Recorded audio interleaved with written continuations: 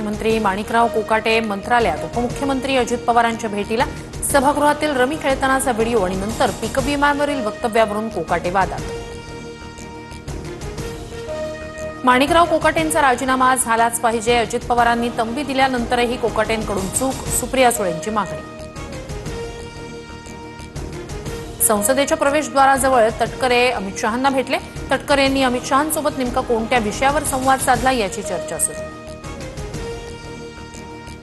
येत्या काळात तटकरे भाजपमधून खासदारकी लढवणार, तटकरे राष्ट्रवादीतला गट सोबत घेऊन जातील, रोहित पवारांची प्रतिक्रिया। तर शिंदे आणि दादांचा पक्ष भविष्यात भाजपमध्ये विलीन होईल, संजय राऊतांचा दावा।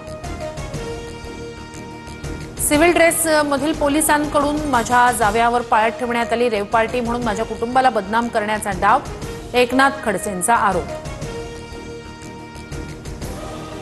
प्रांजल खेवलकर खडसेंचे जावई असल्याचं तपासात समजलं, पुण्यातील रेव पार्टीवरील कारवाईवर आयुक्त अमितेश कुमार यांचं स्पष्टीकरण। पत्रकार परिषदेवेळी पोलीस आले होते, माझ्यावर पाळत ठेवण्याचं कारण काय, सिव्हिल ड्रेसमधील पोलीस आल्याचा व्हिडिओ दाखवत एकनाथ खडसेंचा दावा।